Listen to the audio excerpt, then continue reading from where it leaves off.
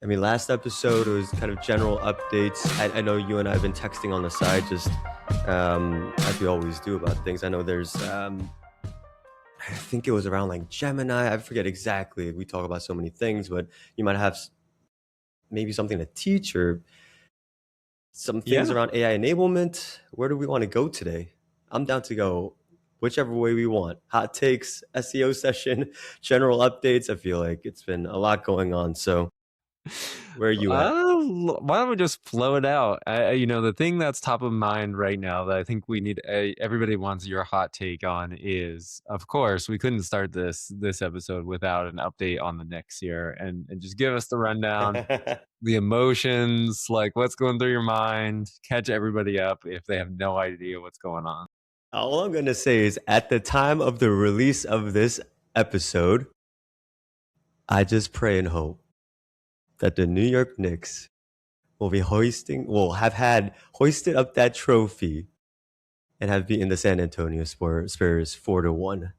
Um, it's been a wild ride, not only for Knicks fans, whether they're more fair weather or new Knicks fans, or the ones that have been heartbroken for decades, right?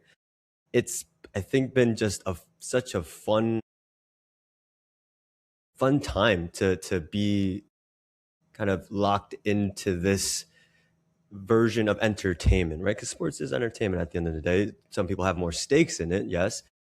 But man, just to see the joy and also stress and the range of emotions that not only this series, but the entire playoffs has brought to people close and afar. It's been super fun to see that arc, over the last 30 to 45 days. But for myself, it's been honestly a range of emotions too. It's been moments of, having watery eyes, feeling of vindication, feeling of anger. Um, but man, to be in this position where we are up 3-1, coming off of one of the most spectacular sporting events, and absolutely I think the most spectacular basketball event that I've ever seen. It's a weird position to be in. And it's been a lot of fun just like watching the games with not only my wife, but having friends over. I'm going to find out that we are much more superstitious than we ever thought we were. I'm talking same spots, same kind of routine, same like, outfit that we're wearing. But yeah, just really trying to stay present and enjoy this, because we really don't know how often something like this will ever come to us. If history has taught us anything, it comes very infrequently for the New York fan base. So man, it's been so much fun. Really tiring as well. It's some late Mm, nights, man, a yeah. lot of just physical energy and like mental, capacity and stress going into these games. Um, and also, it's been fun to have like my niece over to experience this as well. This is like a new, energy for her as well. And she's been such a champ staying up so late. Doesn't happen often, but hey, who knows the next time this will happen. So it's been fun to have like family moments as well throughout all of this as well. So um, let's go, Knicks. Like I said, hopefully by the airing of this episode, we can finally call ourselves again, once again, um, yeah, the champions of the NBA. Yeah. God, that would It's be amazing. I mean, I'm rooting for him just on the back of your energy and everything that you want to happen here and come to fruition. And I think there's so much power in a lot of the things that you said, because now with the world being such a digital place, I think there is a renaissance that we've seen over the last few years. Where people are wanting to move away from and disconnect from technology and have these different types of events. So sporting events is a great example, and other live events that are, live streamed ultimately for everybody who's not there in person at that event. But these live events are just so meaningful because it brings together people, and it's just authentic in a way that you can't recreate in a digital environment. And I haven't ever experienced this yet. I'm sure there is some of these popping up here locally, but maybe closer to where you're at. There, I know that there are some like social clubs and bars where you actually have to like lock your phone in a locker and before you even get in, and then if you're in there, you cannot be on a digital device. So it is completely back to, gosh, I don't even know, pre-1990s, so almost, over 30 years ago now, a kind of a wind back in time, and I think that that is there's something to be said about that for sure, and I know Mary and I have actually talked about that, doing at least one trip a year where we wanna take our family and just go do something that's a bit of a hard reset where everything is turned off, unplugged, and gives us time and energy to reset, and hopefully, for us, it would be connecting with nature, but whatever floats your boat, and yeah, so it's just amazing how these live events, I think, are gonna become even more, popular and more desirable as time goes on, especially with, AI and, the hustle and bustle of being in the digital world for work and also for personal life every single day, every minute. So it's, kind of an exciting time, but I love that we have a great, um, keystone event series going on right now to kinda highlight that. Absolutely. I think it's great that that's becoming a trend. And it's so weird that like things are so cyclical, right? We want to become more efficient. We want to be able to work from anywhere. But now we are feeling that. I think digital fatigue has been a thing for a very long time. It's just been escalating so much more.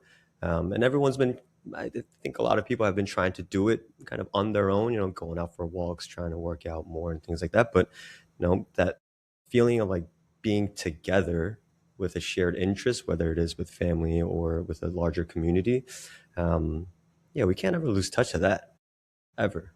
Yeah, Yeah, and it's funny because I think there's a lot of people out there, and I actually just saw a post in a group that I'm a part of, that it's an AI group, coaching group, and a post about a person who, they're learning and excited about AI. They're kind of new into it, but they said they posted on one of the social media platforms about what they're doing with AI in their business, in their profession, and they ended up saying they took the post down because they got so much negative feedback and kind of hate out of that post. And it made me step back and think, that in my mind there's certainly risk associated with AI, no doubt about that. Like, I'm not gonna sugarcoat this, right? But at the same time, when fire was invented, when electricity was invented, when nuclear um, weapons were invented, like all of these things, I mean, are tremendously powerful and very risky if not contained and done right. Still today, people die in house fires. They die natural gas in their home. Like all kinds of things. So I think what happens though a lot is the media is pushing this fear rhetoric, and folks are just ill informed about kind of AI in the mainstream sense. And my view on it and take on it is, one part of it, I guess, is that by utilizing AI, most people, and I think over time, almost all people will be able to work at a higher level and capacity, more aligned with their zone of genius, things that energize them, instead of having to waste time and energy and really just get run down on things that are ultimately not the best use of their human energy or their human life value. And so I see it as an enabler. And then tying that into our discussion is like, I believe there will be a pretty near future where, we can go and do these things, reconnect with humans and go out into nature and just unplug and do all that, because we will have more time, energy, freedom to go do that type of stuff. So I'm actually very positive on that side of it. And I think, obviously mainstream and the fear narrative is going to get way more clicks than, you know, uh, peaceful serenity, happiness, where folks are working at a higher level, feeling more fulfilled, etc. But I think there is a pathway to that, and I see that every day, not only in my own work, but in people that I connect with and work with. People just breaking through ceilings and barriers in ways that would have never been possible in their personal and professional lives. So I think for all of that fear that's out there, there is so much good going on, but the good doesn't get the attention that it should. Yeah, even in my industry, there are people that gain from fear mongering, and their intentions are obviously so bad. And what they don't realize is it spreads such misinformation. And I've now either DM'd with people on LinkedIn, or have had like virtual coffee chats with them where that narrative has permeated so deep into them that what I've realized is that they hear and they might read a lot of things, but they've never really tried using AI for something, right? Um, you know, I think you have to give it a shot, and I feel like AI application can be so wide ranging. So this might just sound general, but it almost has to sound general because it's permeated like every facet of like humanity.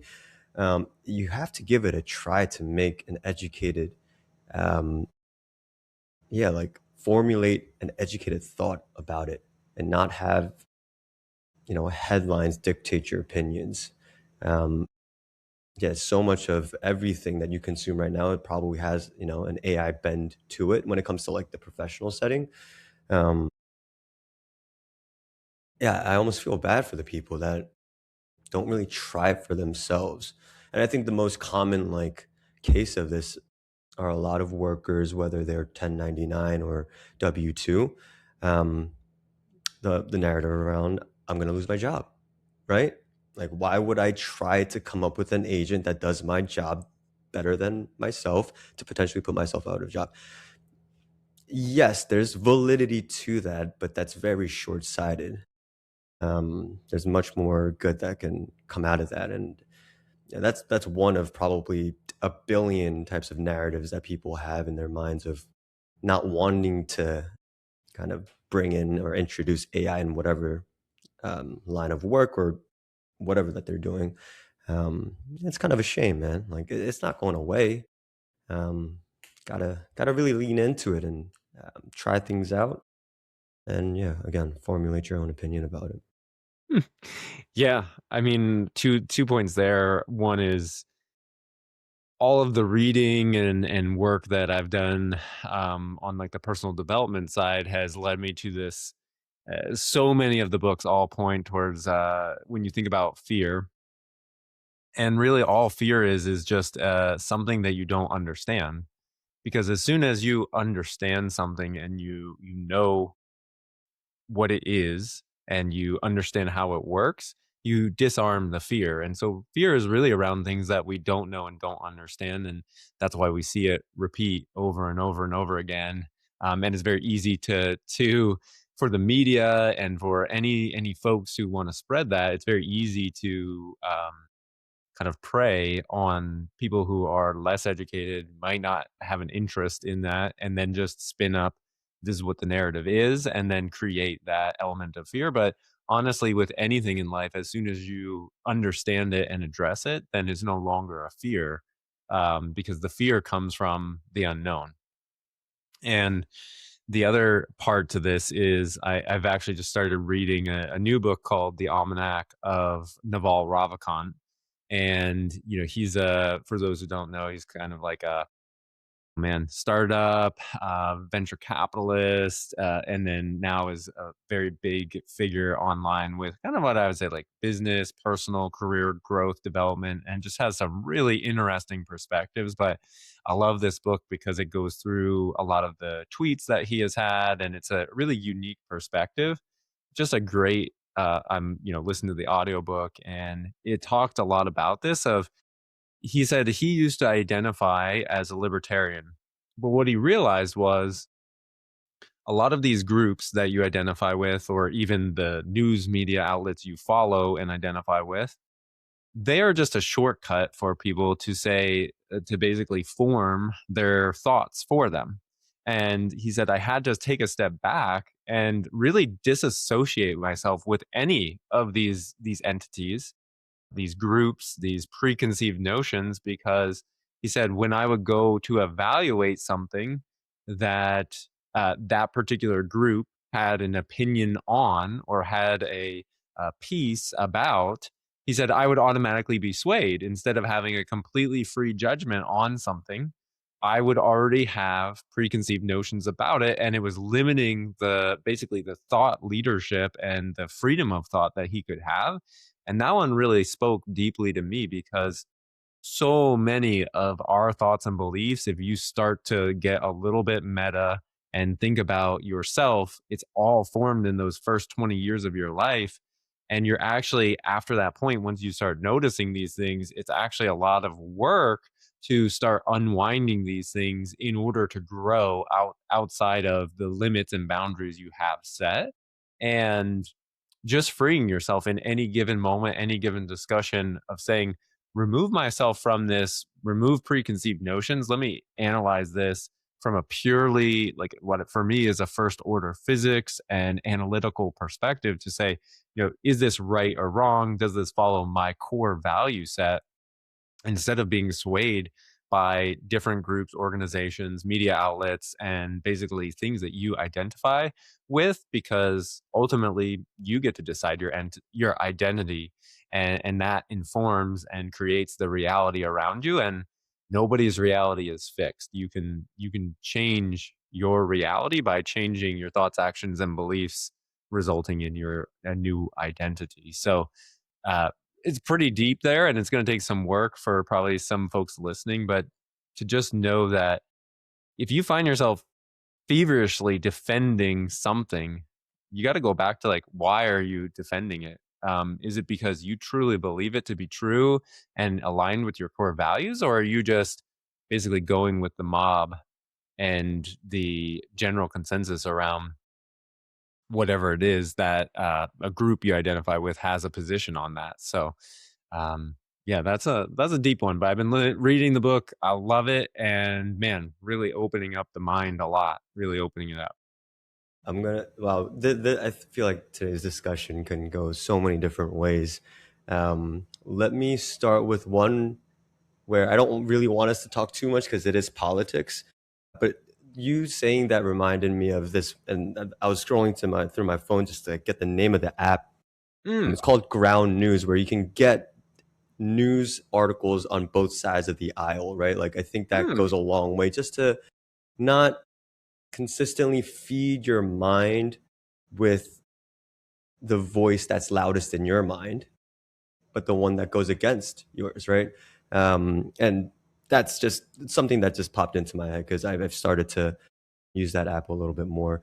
Um, there's two other things that that what you were just saying just reminded me of. One is I think just the power of reading, and it doesn't have to be like self help, professional development books for you to get help or really expand your perspectives and broaden your heart and your understanding of people and business. Because I've been in that space for probably the last 2 years, resorting to those types of books to be taught more directly by people that have been entrepreneurs far longer than I have been. But I got a little tired of it recently, and I wanted to go back towards my roots at Lafayette College, right? Like go back to real literature beyond just self help. And then I picked up this book. I think he's from New York. I got to look into his background a little bit, and I'm definitely going to butcher his name. But his name is Ta-Nehisi Coates. And the book that I'm reading right now is Between the World and Me.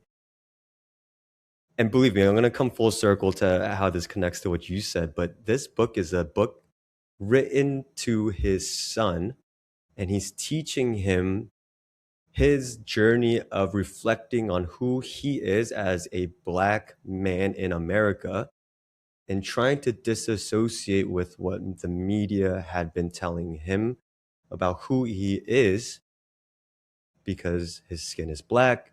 He was born in this time period. This is the neighborhood that he lived in and the people and situations that he found himself in. He had to do a lot of unlearning.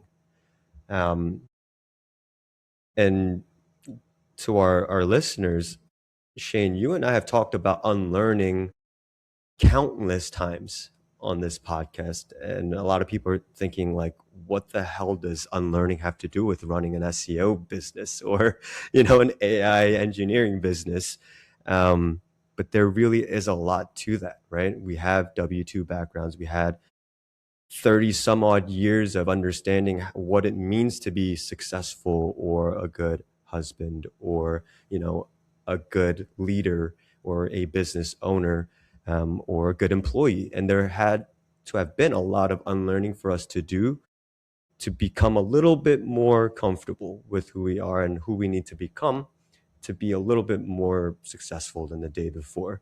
Um, so even a book like this that has nothing to do with SEO, has no flavors of technology or AI or operational efficiency, nothing that from a bird's eye view can connect to Sam Lee, an Asian man running an SEO company versus, Ta-Nehisi Coates, who's, a journalist, social activist, Black African American man in, living in blah, blah, blah, blah, blah. There's so many things that are just completely different about us too, but I can benefit from reading this book and it charges me to be better, not only for my business, but for my life as well. And, you know, books or even documentaries, whatever your choice of medium is, I think goes such a long way to build that perspective. And similar to kind of the aha moments that you're having reading that book, um, yeah, I've been having such a nice time reading something a little bit,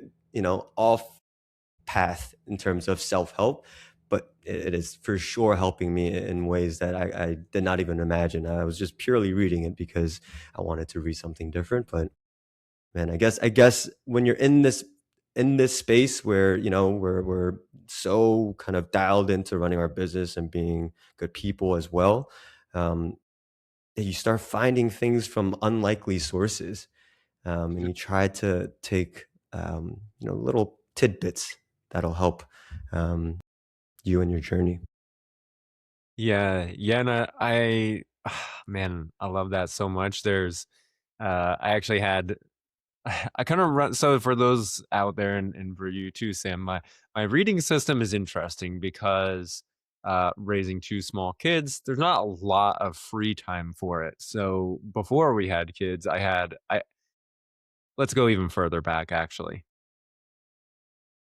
I would say for as long as I can remember, probably since I was a child, I did not like reading. So English, literature, all of that fun stuff, history.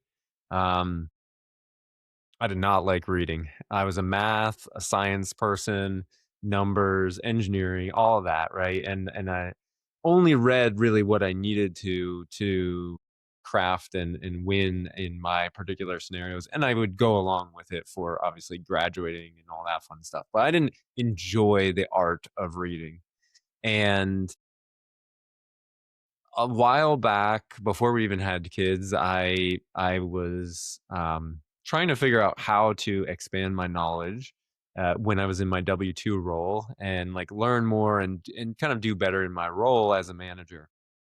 And so I started reading self-help books while I was mowing the lawn, audiobooks. And then that turned into, okay, then we have kids.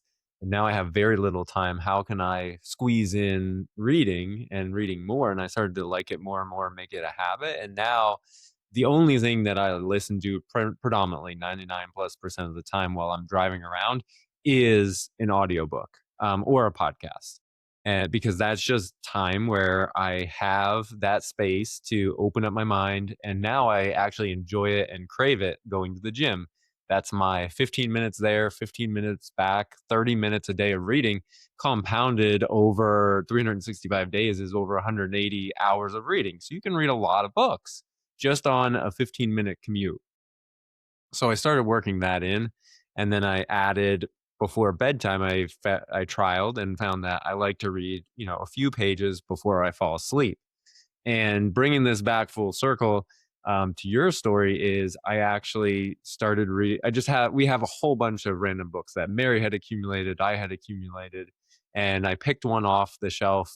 Man's Search for Meaning, right? And probably a lot of the psychology, sociology, literature people out there will probably know that one. Viktor Frankl, um, the Holocaust survivor, and wrote this book, and so I started reading that, right? And it's like that was way off base as far as from like what a typical read would be for me, but I took so much away from that and understanding of like, man, the punchline is like that all of our meaning in life is really to help others find their meaning is to summarize it. But there were so many awesome points from that book that just opened my mind and opened these doors. And I really see it as you're kind of like connecting your destiny to some degree of like pulling these little puzzle pieces in that are formulating this puzzle that you're creating and putting together.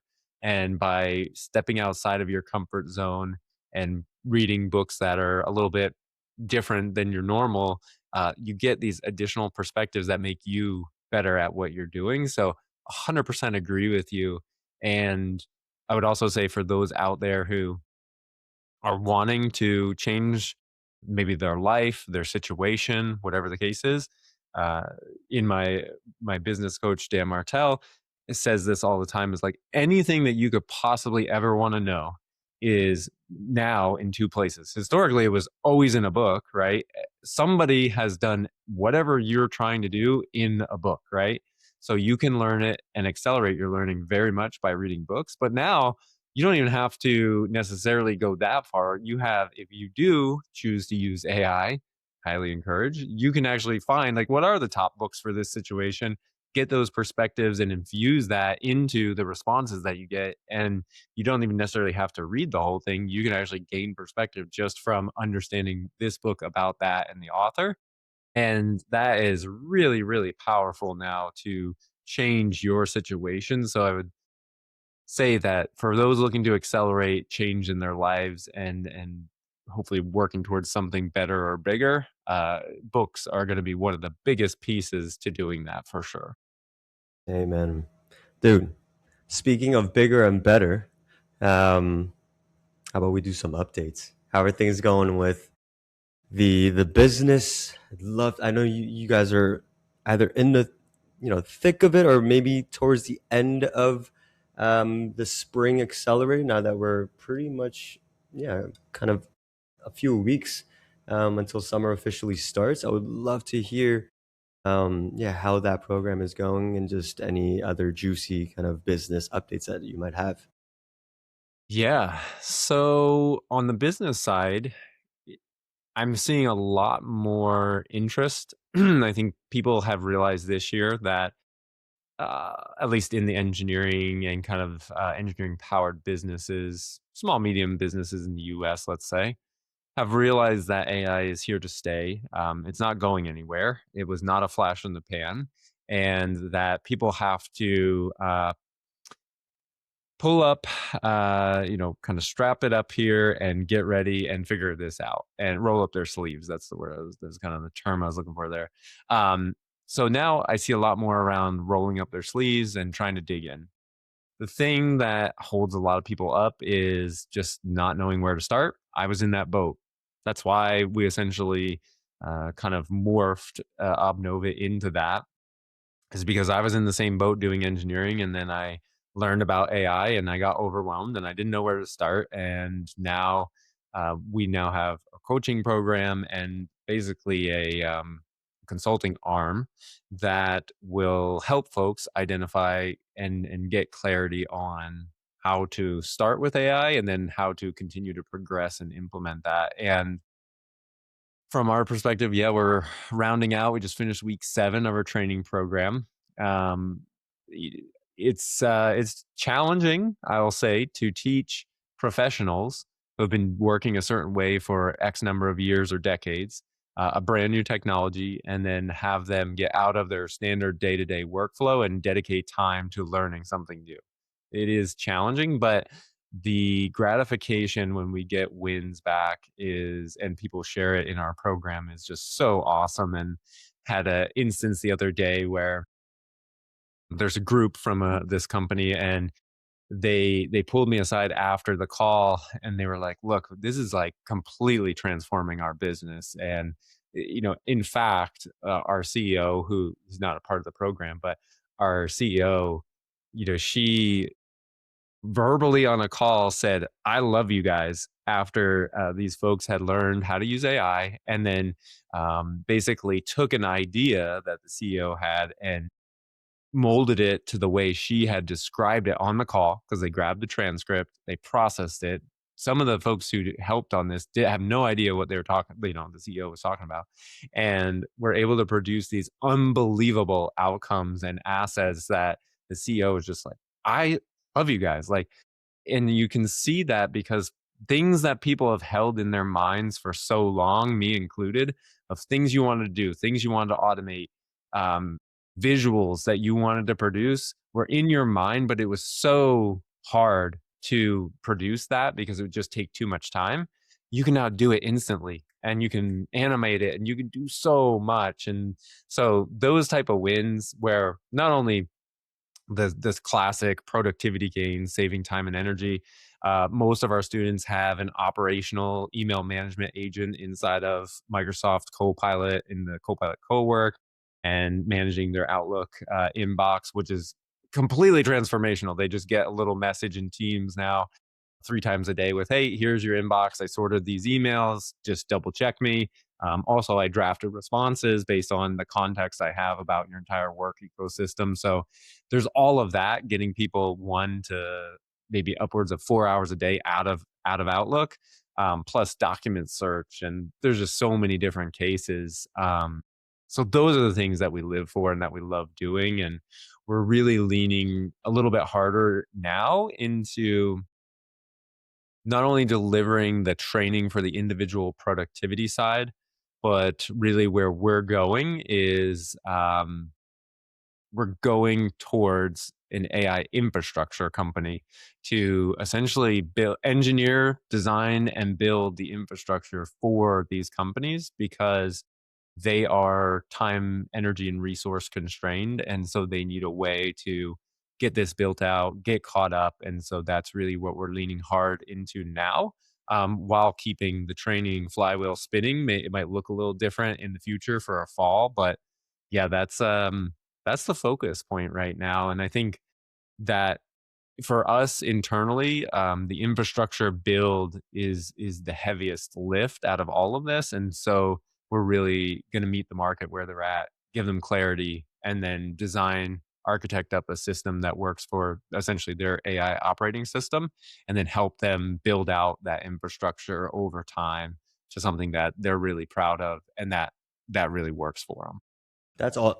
I think that inflection point was bound to happen for all industries that can leverage AI for operational efficiencies.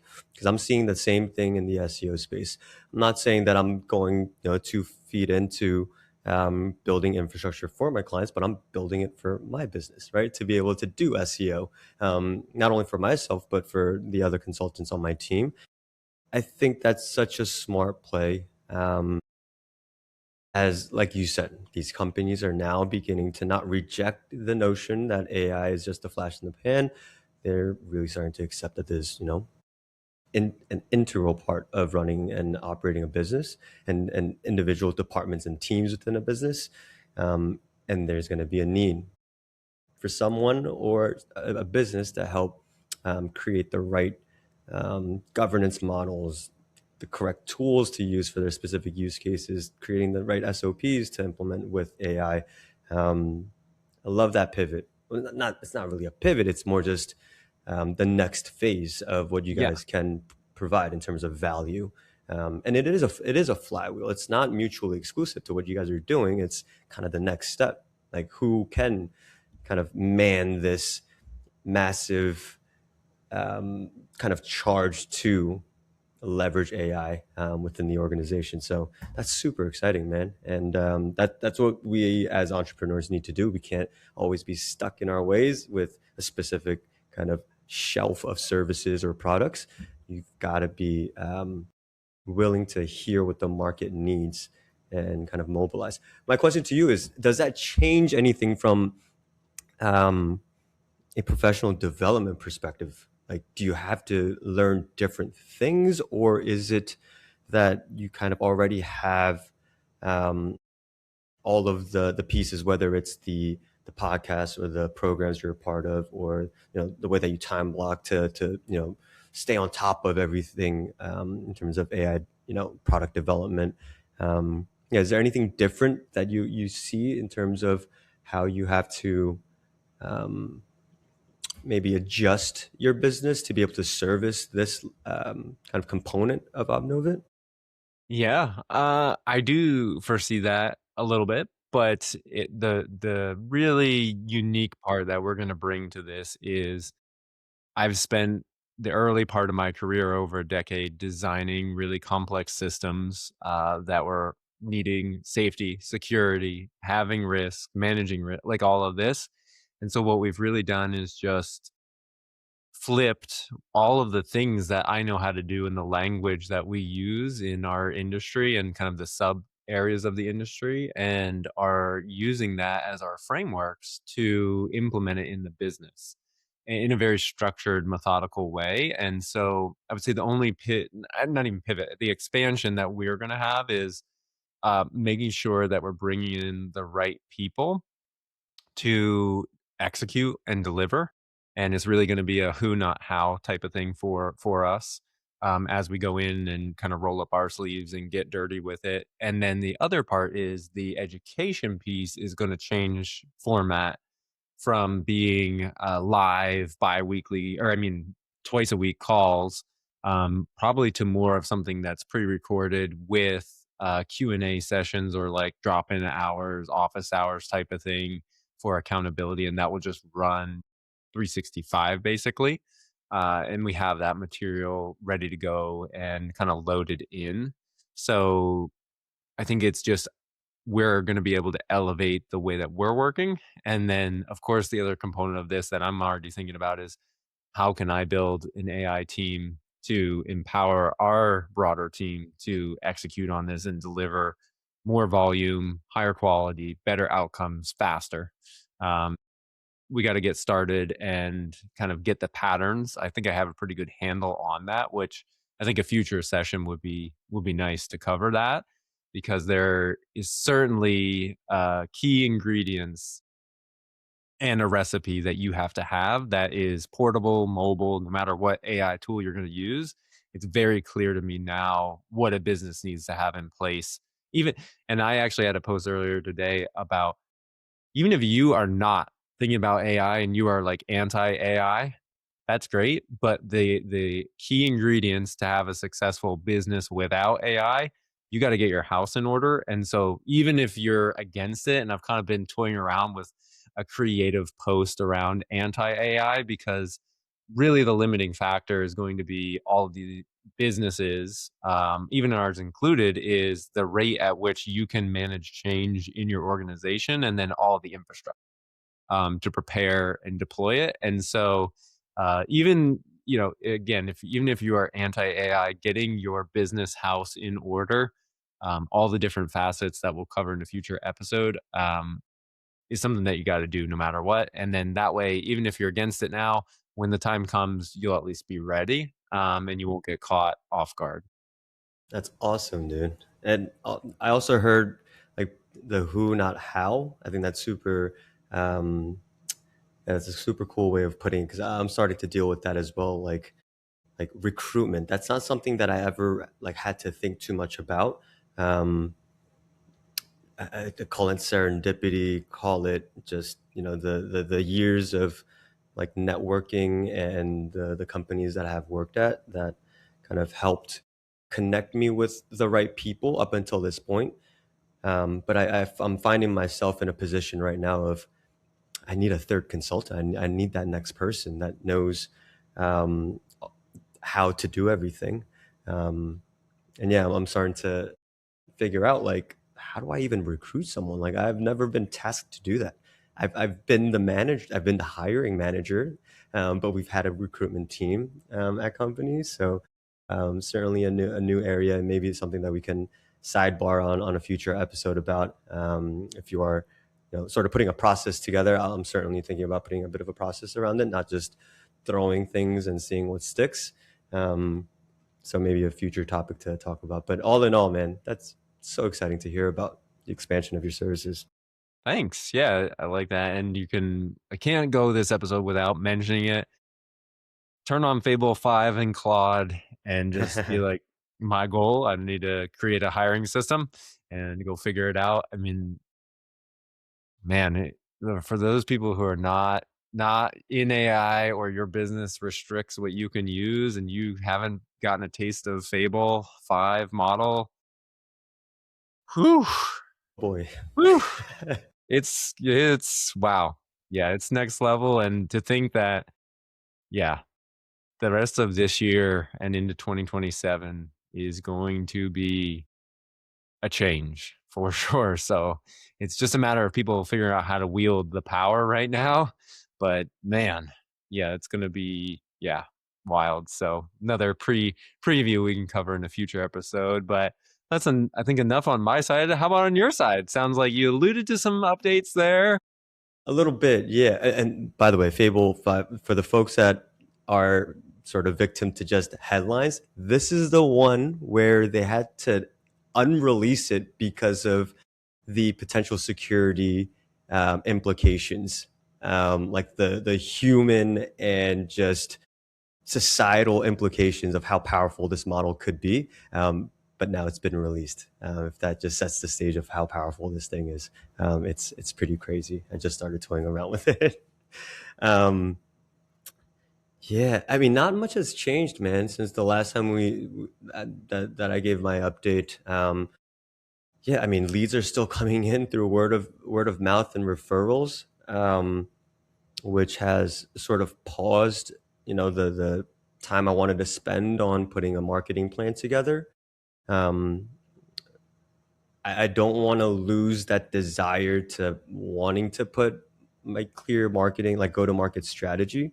But look, as a one man band right now, you only have a finite amount of time, and if the leads are coming through, that means it's a discovery call, it's a proposal, it's a follow up presentation, um, and so lucky that I don't have to spend, gosh, 20 plus hours on this anymore. Now it's more like 5 hours.